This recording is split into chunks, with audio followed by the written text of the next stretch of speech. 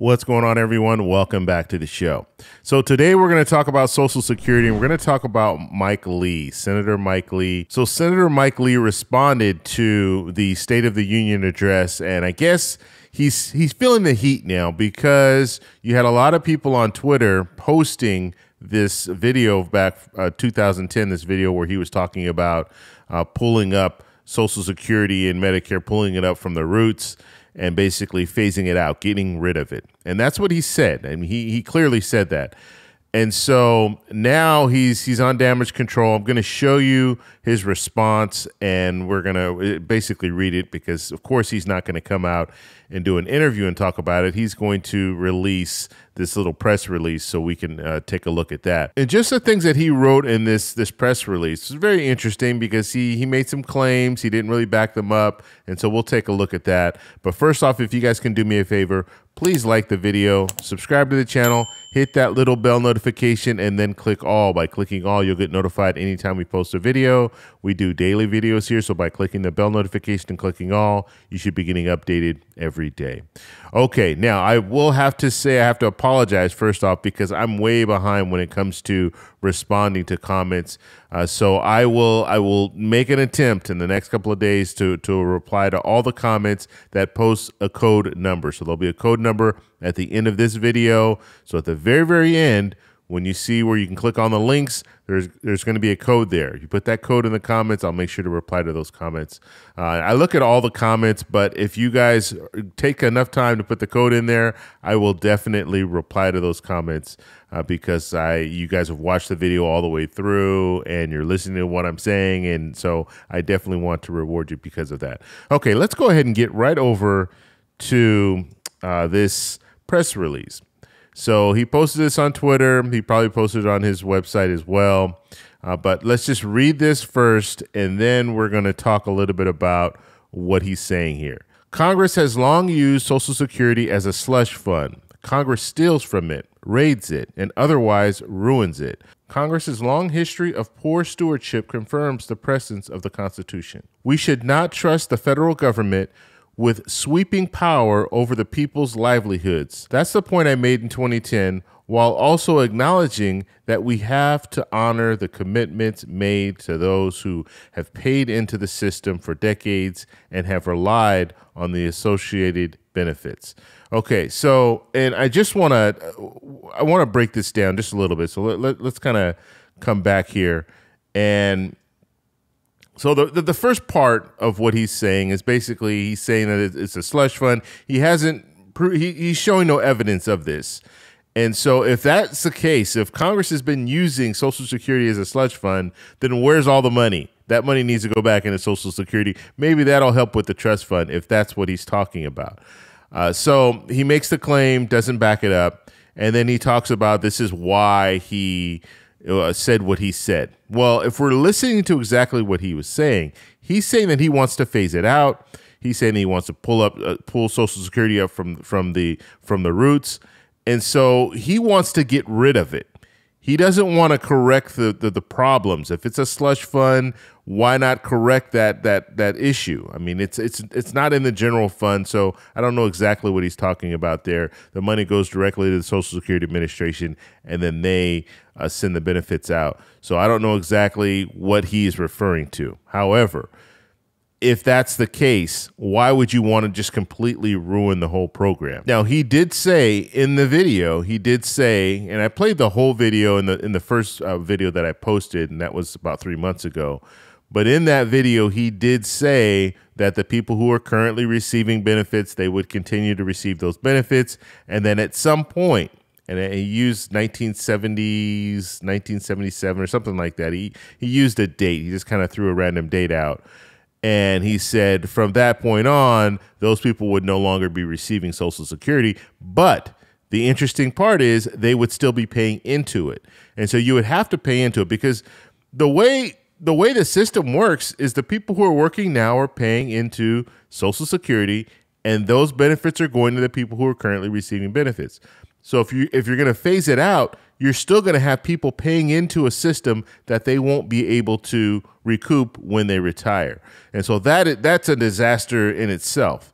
And so that's the first real problem with phasing this out and the way that he's talking about doing this. It just wouldn't work because you're going to have a lot of upset people who are going to be paying taxes to Social Security and never receive any benefits from that Social Security. So let's go ahead and continue here, and we'll talk a little bit more about some of the other things that he said. In repeatedly quoting my 2010 remarks today, President Biden conveniently left out the critical detail that even when I voiced that position, I insisted that we honor the reliance interests of those who have paid into the system. He also ignored that my 12 years in the Senate, I never proposed abolishing Social Security, Medicare, or Medicaid benefits. Instead, I have offered solutions to improve those programs and move them toward solvency. Now, I'm interested to know these solutions that he's been talking about. Where are the solutions?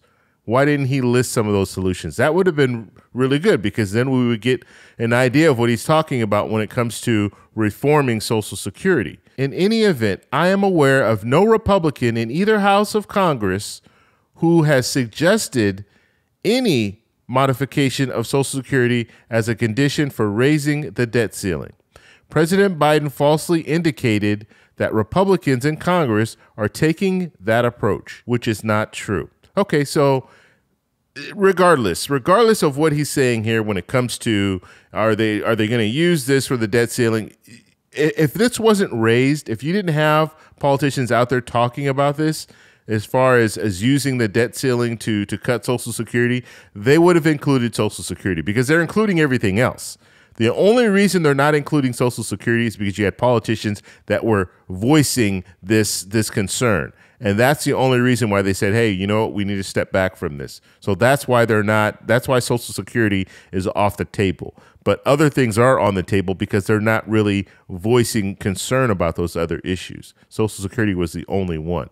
Okay, let's continue. He is using this as a diversion from the real issue, that our mounting national debt jeopardizes our ability to fund literally everything the federal government does, including those same programs he now accuses us of trying to dismantle in connection with the debt ceiling debate. Okay, so that was Mike Lee. That was his response. And the main reason that he's doing this is because he was sitting in the chamber during the State of the Union address and just looking confused, like, what are they talking about when it comes to the Social Security, cutting Social Security? No one wants to do that. And he might be really trying to say, well, the debt ceiling, that's the only thing that they're not talking about doing any cuts when it comes to the debt ceiling, when it comes to Social Security.